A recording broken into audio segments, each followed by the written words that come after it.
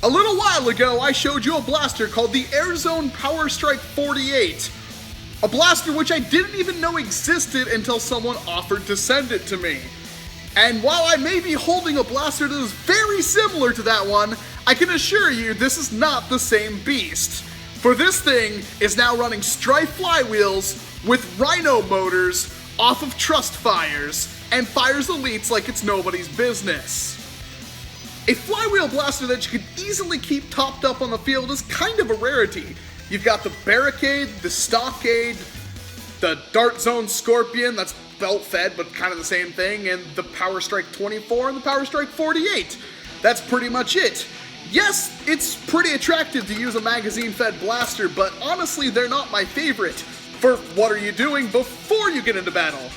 You're filling up all your magazines, and what are you doing when you're out of ammo? Then you're sitting there filling up your magazines. It's kind of annoying. And a blaster like this, where you can keep it topped up on the field just by sliding darts into the front of it, or if I have a second I can open it up and put more darts into it and easily close and get back into the fight, is a pretty attractive option. It's kind of annoying to pull the empty magazine out or take an empty magazine out of your dump pouch or something and start filling full and then pop it back into the blaster and be good to go. When something like this I can literally reload without having to take it out of firing position if I wanted to. One of the reasons why I like lever action weapons so much, because they're pretty much the only firearm that you can reload while keeping the weapon pointed and ready to fire at something. It's a really, really attractive setup, and it's one of the reasons why I love internal magazine blasters so much. You can just pick up darts as you go around, and when you get a second, just start reloading. Really easy. So this thing is now my new primary.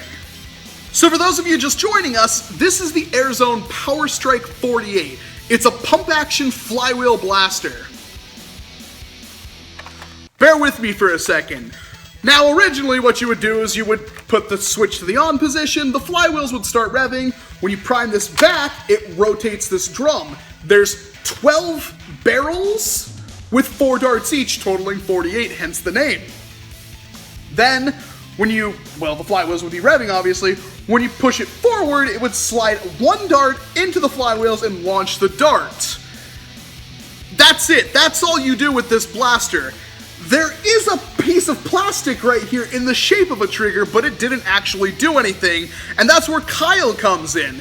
He's the one who sent me this blaster, and he had already modded it to have a strife flywheel switch just behind the fake plastic trigger with a spring, so now when you pull the trigger, it revs the flywheels.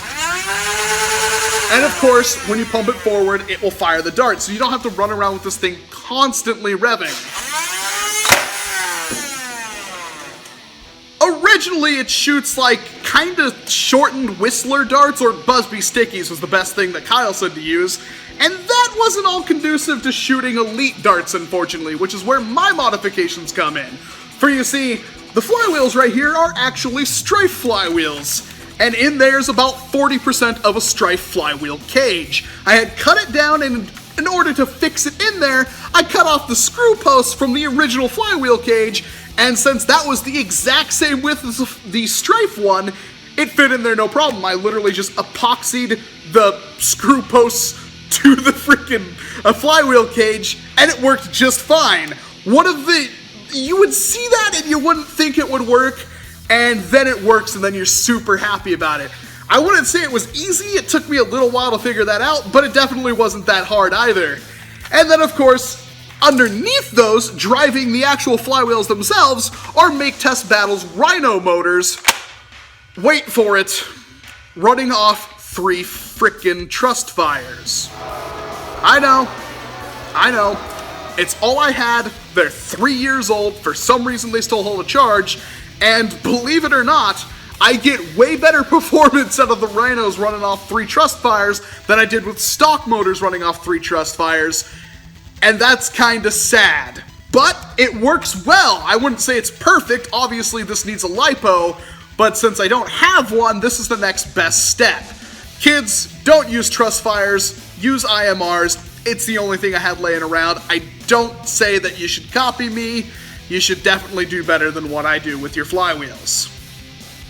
While I may have figured out how to get the flywheels to shoot the darts, there was another problem with having the actual drum hold the darts, And that's where all of these nice little CPVC rings come in.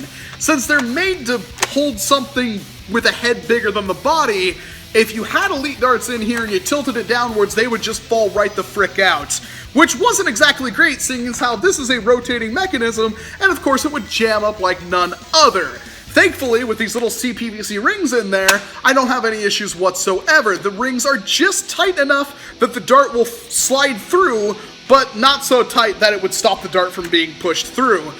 Very, very nice, though it was a pain in the ass. In fact, I am still fine-tuning it. There's still 1 or 2 barrels that jam on occasion, and to try to fix that, they're basically about 1/4 of an inch, I would say, and then on one side, I tried to kind of sand it in so it would guide the dart forward, and I'm still having to fine-tune that entire system, which is a pain in the butt.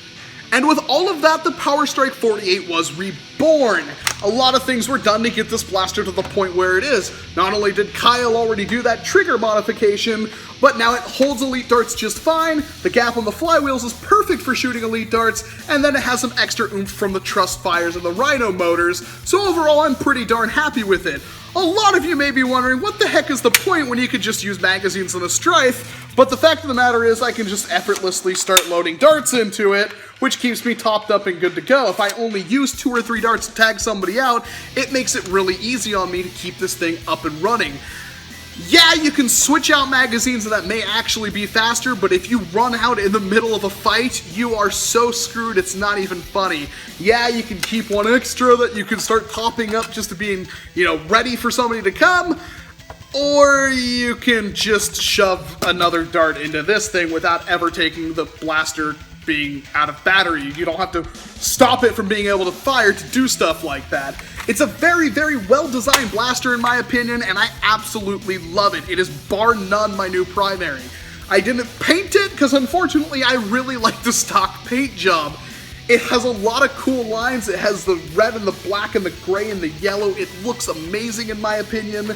There is some stuff I want to sand off, so I may just paint it in the future, but other than that, it's a very, very, very beautiful blaster that I honestly can't recommend enough. If you have a Strife and you have one of these and you want to put a little bit of time into it, you can make this a rather phenomenal war-worthy blaster, especially if you like scavenging, which is something I have a lot of fun doing.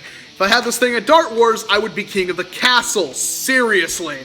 In fact, if you have a Dart Wars near you, I highly recommend using one of these things because you will utterly dominate.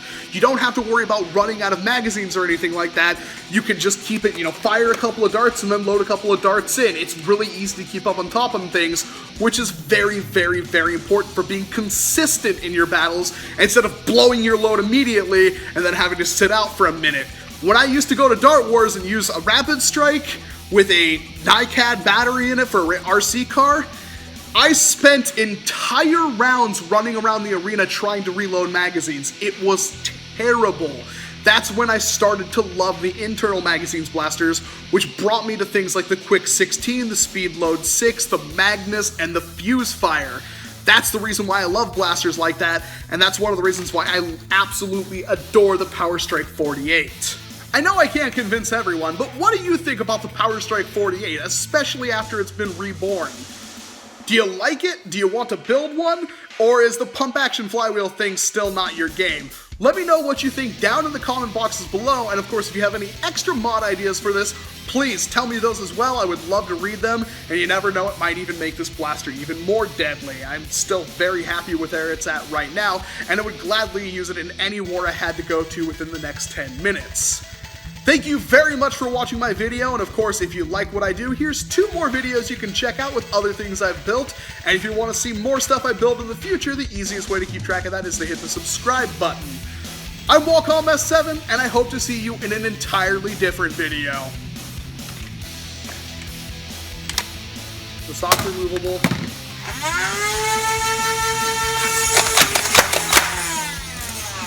And it hits like a truck. Walcom out.